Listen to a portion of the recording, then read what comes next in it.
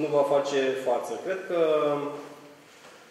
și sunt convins că, uitându-mă în sală, vorbim aici despre o parte politică, o parte de presă și una educațională, trei repere importante sau piloni importanți ai societății noastre, alături de alții, evident. Universitatea Vezin Timișoara are facultatea de jurnalism, așa cum a spus. Vom fi alături prin tot ceea ce ne solicitați vis-a-vis de studenții noștri, de posibilitățile noastre și cred că orice realizări ai face și oricât de bune lucruri ai face, dacă ele nu sunt cunoscute de către cei din jur, nu sunt suficient de apreciate și nu pot fi urmate ca modele. Deci de aceea rolul unei prese obiective, unei prese puternice, unei prese conștiente că unul dintre scopurile sale este de a dezvolta societatea și de a contribui la dezvoltarea ei, nu de a o îngropa, este ceea ce trebuie să fie poate unul dintre obiectivele acestui ziar și sunt convins că așa este. Vă doriți ca să puneți umărul la dezvoltarea Timișoarei, a Timișului și de a scoate în lumină faptele bune, de a le face cunoscute tuturor și de a trage semnale de alarmă acolo unde lucrurile nu se întâmplă așa cum trebuie. Vă doresc succes și contați pe Universitatea Vezin Timișoara ca de fiecare dată. Mulțumesc!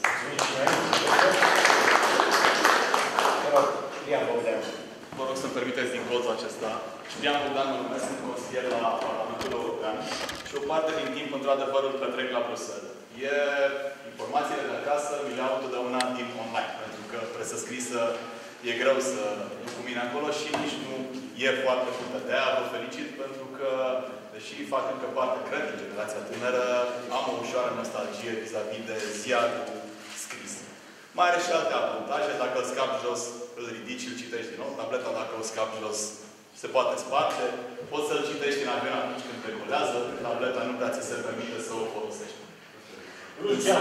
Plus geamul, da. Era să ne-a adus o amintire pe care cred că cu toți o avem.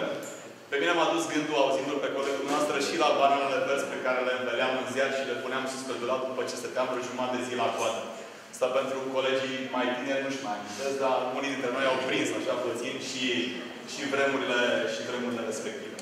Sunt importante, într-adevăr, toate categoriile de știri. Și politic, și economic, și educație, poate și educație sanitară. Dar cred că cel mai important e independență și perseverență. Și vă urez să aveți parte cât mai mulți ani de aceste două lucruri. Baftă și mult succes! Mulțumesc mult! Nostalgia Canalia era o celebră melodie acum vreo 20 de ani. Iar cred că ne întoarcem la lucrurile astea frumoase mereu înapoi. Colegii noștri din presă, dar probabil că și lucruri să știam. Doriți să spuneți un cuvânt? Nu de aparat electoral, că vedeți că nu facem nici. Vă rog. Ați insistat dumneavoastră și a doua oară am crezut că scapă. Am zis că stau în banca mea, că eu știu, contextul, sigur, atunci când ai îndrăzneala să faci și puțină politică, nu ți-e favorabil niciodată. Așa că vreau să vorbesc din perspectiva de coleg, dacă îmi permiți, că suntem colegi la aceeași universitate. Acum, dacă o vorbit de la veterinară, dacă o vorbit de la universitate, am vorbit și de la Politehnică. Simțeam nevoia să întregesc și eu cercul universitarilor din zonă. Aș vrea să spun doar atâta, pentru că nu vreau să aibă discursul meu absolut nicio conotație, decât cea de suflet. Vă felicit pentru că, în primul rând, sunteți niște specialiști recunoscuți în domeniu și atunci când specialiștii își propun să facă un lucru, eu sunt convins că el va fi și un lucru extrem de util pentru noi toți. Sunt convins că nu o faceți pentru aspecte financiare, în niciun caz. Ele vor veni, bănuiesc, cu timpul și vor acoperi necesitățile redactării ziarului și necesitățile dumneavoastră ca oameni de specialitate. Nu o faceți nici din dorința de mărire, pentru că deja sunteți niște nume în presă și în societatea civilă timișeană.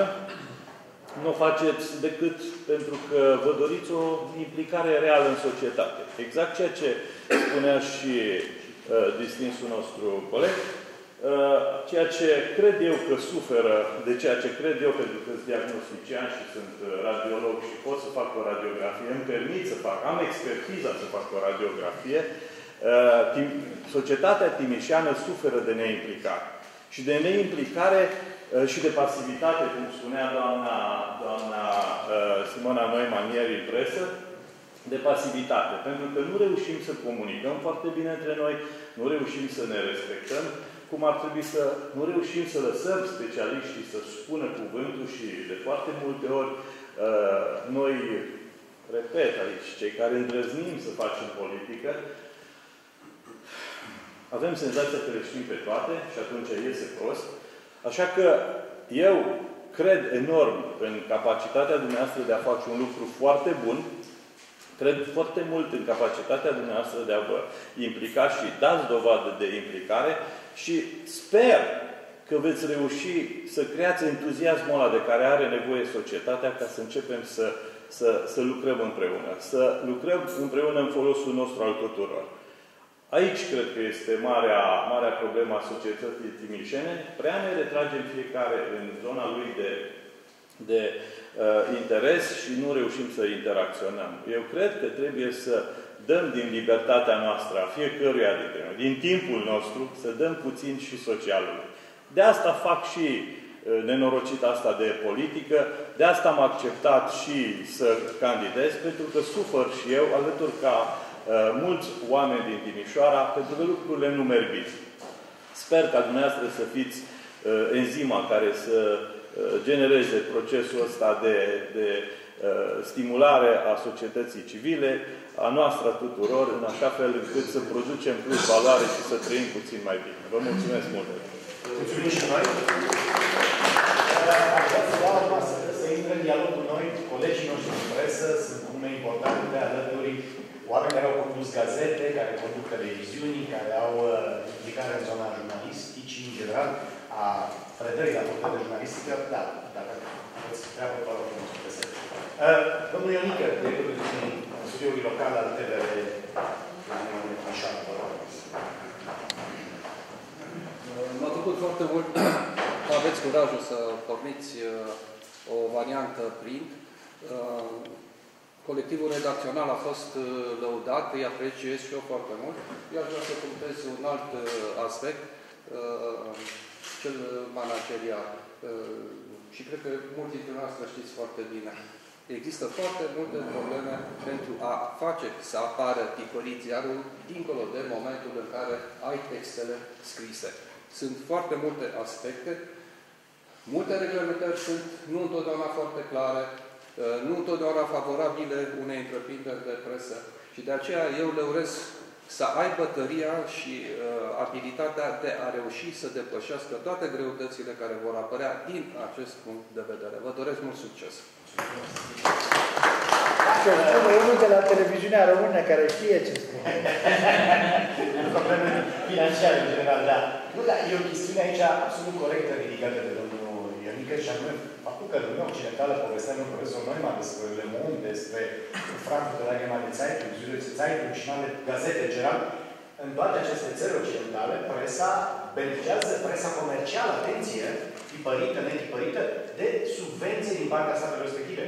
Deci aici nu e vorba că noi cerem ceva de la stat, e vorba de un fenomen general care ar trebui gândit, pentru că în momentul în care, în ziua în care un ziar dispare, pe print, pe online, pe ce-o fi, acum vorbim de print, eu zic că e deja, e un zi pierdută pentru această societate, pentru ideea de democrație, pentru valorile pe care le vehiculează acel ziar, dacă vorbim de un ziar de serios.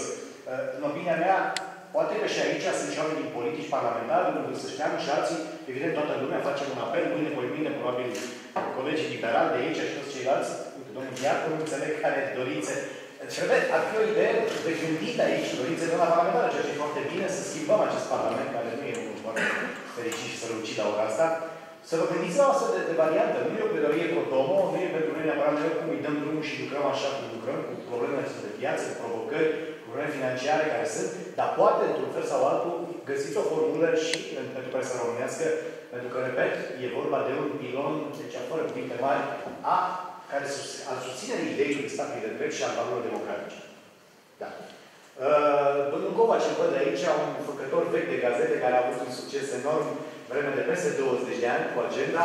Ar fi bine să ne vorbiți un pic, domnule Covaci, despre această aventură în care, iată, noi am intrat acum și pe care să se vănit-o o perioadă lungă de timp cu mult succes. Da, în primul rând aș vrea să vă felicit pentru curajul pe care l-ați avut. De ce să nu zic că mă bucură că am fost colegi al meu cu care am lucrat vreo 15 ani, dacă nu mă înșel, în redactorul șeful acestui ziar și zic că o fi dus ceva din școala agenda pe care o poate folosi ca experiență. E un gând bun să facem un ziar, fiindcă în 1990 mai, Timișoara a avut 67 de ziare. Deci era cu cea mai prietenoasă presă din țară. Luci Socu era primul președinte, eu vicepreședinte a Asociației Presei Timișorene și ore în șir ne zbăteam să putem găsea spațiu de tipar pentru aceste ziare. Din păcate, și aici, fără niciun management, fără să zici că ești diplomat, cercul de oameni de afaceri din Timișoara niciodată nu au ajutat, n-au făcut ceva pentru presa timișoreană. Zicea cineva aici că nu trebuie să ne comparăm cu Clujul, cu Iașul, mă întreb de ce nu. La orice ne comparăm. Când zicem că suntem cel mai bogat județ, când zicem că avem Dumbrăvița, care e cea mai bogată comună, de ce să ne comparăm? Iașul are o presă bună, Clujul are o presă bună, datorită oamenilor de afaceri care susțin presa locală prin publicitățile pe care le dau direct, că vine și dă niște bani.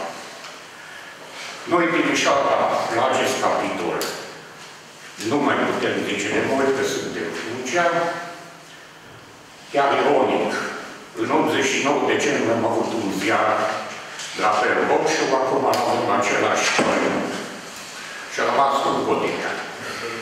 Săptămânalele sunt foarte puține. Agenda și-a pierdut numele de la acei 110.000 la ora actuală, ne are 10.000 exemplare vândute. Dar cu experiența pe care o am, trebuie să vă zic că lucrurile nu vor fi ușoare. Să nu uitați un lucru. În țările vestice, prețul de post a unui ziar este acoperit cu prețul de copertă. Publicitatea este doar profit. Am sau n-am, am mai mult sau mai puțin. Asta ar însemna un ziar să fie și România o săptămână, undeva la 3 ani. Încercați varianta. Clar nu se poate. Ca tare la noi publicitatea nu se pune doar ideea sa în profit, ci se pune pentru supraviețuire. Fiindcă, sigur, ai 2, 3, 4 numere de rezervă, ai niște bani care se duc. Însă, dacă nu vine alți bani, tipografia trebuie plătită, salariile, tot ce-ți cheltuie tolerate. Eu la acest management vă doresc cât de adevărat succes. Mulțumim! Domnul Ionel Bogdan. Da. 25 de ani, din 90 lucrez în presă. Știți, doamne, acum că în 90, când lucram la revista Orizont, am avut la un moment dat 60.000 tiraj. Orizont avea 60.000 tiraj. Săptămânal de cultură. În același timp, în Timiș apăreau vreo 40 de publicații, dar nu mai mult. Am prins tipografia veche, cu Blum, cu Marcel, cu Gerul Doncioiu. Îi făcea corectură la linotipist, tot. Nostalgie, dar eu vă fericit și vă compătimesc în același timp. Pentru că știu cu ce se mănâncă această, nu știu dacă e profesie, tineri, unde o să fie profesie. Ce vă rog este să faceți presă altfel decât se face acum în Timișoara și într-o parte a țării. Adică presă de confrezent. Faceți presă adevărată, de aia cu cojones. Când e cazul dați, scoateți cuțitele, înfigeți-le și în prieteni. Fie politici, fie din administrație, pentru că altfel nu se răzbiți. Și faceți-vă un departament de investigație. Pentru că acum este în România de se poate în domeniul ăsta. Sigur că și cultură e foarte importantă. Mai ales că ne zbatem să devenim capitală culturală și nu reușim să ne integrăm. E greu. Bănățeană nu mai egoist din fire și cu cămara lui și cu familia lui și e greu, dar trebuie mișcată lucrurile. Faceți altfel de presă decât se face acum de conferință de presă. Aia mi s-a părut. Într-o vreme ziceam, scuzați expresia, dar eu sunt profesor de limba română și stăpânesc termenii, presă din cur. Adică te duci la conferință de presă, vorbești adresala, dar pe cine interesează? Faceți voi subiecte. Vedem treaba asta. Inventați teme și subiecte și atunci o să rămâneți în piață și o să fiți putere. Vă doresc să fiți putere. Ba.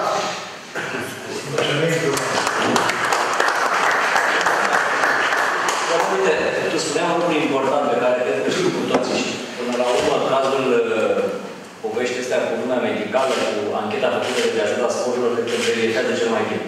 O redacție numeroasă și bogată. E făcută anchetă, îi fac anchetă de un ziar de sport. De ce? Pentru că se cumpără, e un ziar care se cumpără, e un ziar care știu din publicitate, pentru că lumea sportivă e o lume aparte care are familie. Avea un ziar de sport a reușit să-și detașeze un grup de oameni pe care știu prea bine toții care face găsit. Îi scoți din pagină câteva luni de zile, o lună, îi scoți și trebuie să plătești pe ăla. Trebuie să cumpere cineva ziar. Nu poți să spun, băi, îmi faci și ancheta, dar îmi dai și 3 materiale care trebuie să-ți închizi pagina. N-ai cum, că ăla trebuie să lași și spui, mai ancheta, nu faci ancheta, peste 5 luni. 5 luni de zile trebuie să asiguri ziarul. O știm prea bine cei care lucrăm în presa Timișoara. Am pornit cu redacție la ora de Timiș, eram 10 oameni. Am sfârșit prin a fi 3. Pentru că, din păcate, lumea afacerilor din Timișoara, oameni, culmea că orașul e bogat, dacă ar fi tot nu se vede de unde vine, ai putea să spune de ce se vede într-o plană 5 ani, după 15, în următoarea 30. Pentru mine e halucinant. Ești la forma de unde.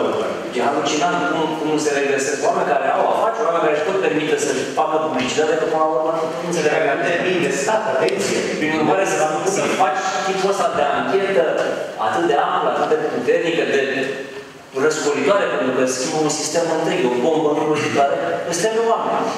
Ca să poți să ai oameni, îți trebuie bani. Ca să ai bani, trebuie ajunge în un cerc absolut vicios. Nu știu cum se va întâmpla. Să sperăm că încet, poate exact tipul ăsta de comunitate, de oameni care își dau seama că e nevoie, care Timișoara să-și învorbeze mușchi în oameni, să dea Aș fi cel mai fericit Aș fi cel mai fericit om din lume să pot să fac ceea ce spune Robert, să avem o echipă de investigații, așa numitul Spotlight. Amintiți-vă că cel mai bun film al anului la nivel mondial a fost filmul Spotlight, premiat cu Oscar, pentru că a dezvăluit lucruri îngrozitoare despre abuzurile bisericii catolice.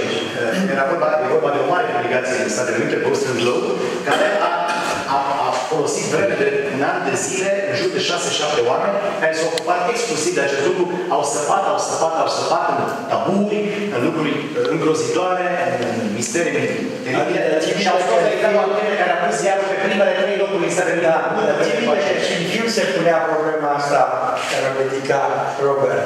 Cât timp mai putem menține pe cât de mare era echipa? Așa este. Filmul este după manuale, și ce n-am construit, așa este. Bun, să sperăm că vom reuși acest lucru, pentru că eu îmi doresc foarte tare așa ceva, să reușim să trăim din publicitate serioasă, curată, corectă și să putem să facem, să nu fim prieteni cu nimeni. Credeți-mă că asta îmi doresc la 23 de ani, după 21 de ani de jurnalistică, făcută pe toate domeniile, aproape în afară de agenției de presă, în rând pe toate, de la radio, presă scrisă, televiziune. Deci vrem acest lucru, însă e o chestiune foarte complicată și domnul Covaci spunea foarte bine. Domnul Covaci, care e un om de succes, care a reușit să facă bani cu agenda de lungul anilor, dar care pune într-adevăr un diagnostic teribil asupra ceea ce, de fapt, pretindem că suntem noi aici în Timișoara, mai la toate capitolele și în presă poate mai mult. Faptul că deși vrem ceva, vrem să facem lucruri importante, mari, mărețe de valoare, nu avem un suport pentru că nu ne închegăm. Ceva se întâmplă cu această zonă, e ceva, cum să spun, de dreptul ezoteric, ciudat, nu pot să înțeleg cum Dumnezeu că, deși avem, exact cum spuneai, nu știu cine spunea Radu, dar domnul profesor Țăran scrie mereu, este județul cel mai bogat, recunosc toți această statistică, o spune statistica europeană, cea românească, și cu toate astea nu închegăm un spirit comunitar adevărat, care să ducă la astfel de valori, la un ziar, la ziare puternice, nu e vorba de valatul care să construiască în spate ceva și să fie până la urmă un reper de cinste, de unitate și de forță. Pentru că dacă nu înțelegem acest lucru, că fără un ziar, o televiziune puternică, un radio puternic, de fapt suntem tot timpul supuși manipulării, spaimelor, fricilor noastre interioare și exterioare, înseamnă că degeaba trăim aici în Banatul ăsta pe care îl dăm. Eu bănățean jet de jet fiind, dar recunoscând racile Banatului până la fibra ultimă. Da, pentru că suntem aici. Nu mai vreau să intervin și cer scuze. Am umblat foarte mult în județul de expert judiciar și fiind cum am lansat această inițiativă, faceți un sondaj despre ce ar vrea unul să citească. Dați-ne niște idei, să vedeți că nu veți da după publicitate și vor fi foarte multe ziare vândute. Oamenii au nevoie de informații. Veți vedea, mergând vorbind cu oamenii, veți vedea că mulți vă zice, vreau și eu să înțeleg ce se întâmplă în administrație. Cineva trebuie să angajați un profesionist, să le explice oamenilor și o să vedeți cât veți reuși, pentru că scrie mare acolo. Libertatea începe în vest. Libertatea începe cu informații, cu transparență. Discutând cu oamenii, chiar vreau dar nu cred că am capacitatea de expert judiciar, vă dau un sfat. Veți vedea unanimitate oamenii hotărâți să știe ce se întâmplă în administrație de transparență, să le explicați. Așa cum sunteți la avocat, așa trebuie să fie. Nu ce este întâmplat. Doamna Mariman, aș vrea să aveți și dumneavoastră cuvânt și apoi că ne apropiem de finalul acestui eveniment, acestei lansări de ziar, care, repet, cred din toată puterea că va fi important și care va dura vreme delugată, mai ales că reprezentați practic cel mai important demers public cultural al Timișoarei în momentul de față, și anume acest proiect al câștigării titlului de capitală culturală a Europei, Timișoara fiind în finală, practic, și trebuie mari speranțe că va și câștiga această finală. Din asta sunteți managerul acestei asociații care managerizează proiectul. Vă rog frumos, doamna. Așa este și, sigur, în numele Asociației Timișoara Capitală Culturală mă felicit și eu. Sigur că nici nu se pune problema unei colaborări, pentru că noi colaborăm deja de mai mult timp online pe care l-ați lansat, Banatul azi, și sunt convinsă că vom continua această colaborare.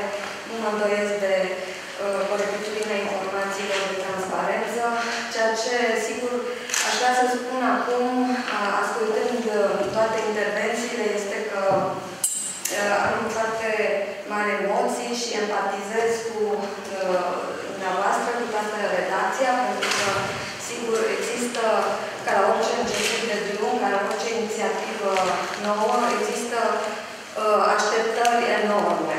Și știu asta din propria experiență, mereu am primit și voi primi recomandări și care sunt foarte binevenite, dar mereu se așteaptă să faci ceva extraordinar, ieșit din comun, la standarde impecabile. Sigur, noi trebuie să revenim cu picioarele în Timișoara și în Banatul de azi și să integrăm cumva acest demers în realitatea de acum.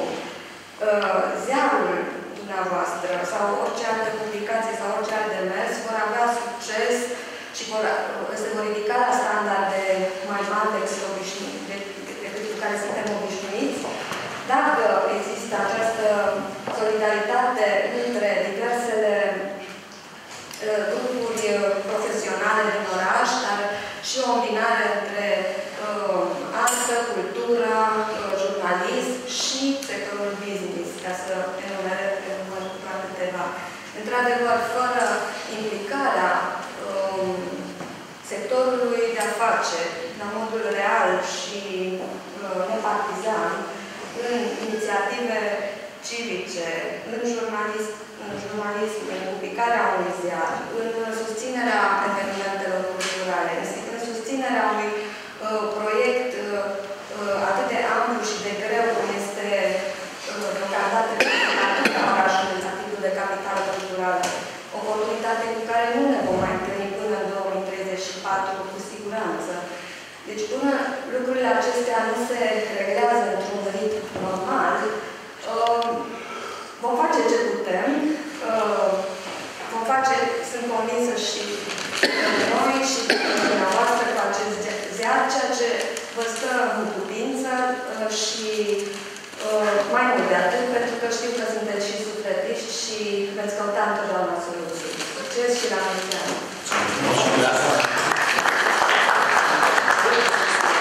Ne apropiem de final. Dacă dorește cineva să mai să intervină, intervinați din sală, cu toată dragostea. Dacă nu ne oprim aici, mulțumim pentru participare și cumpărați banatul la difuzați această idee, pentru că numai astfel putem să facem treabă bună în casă. Da?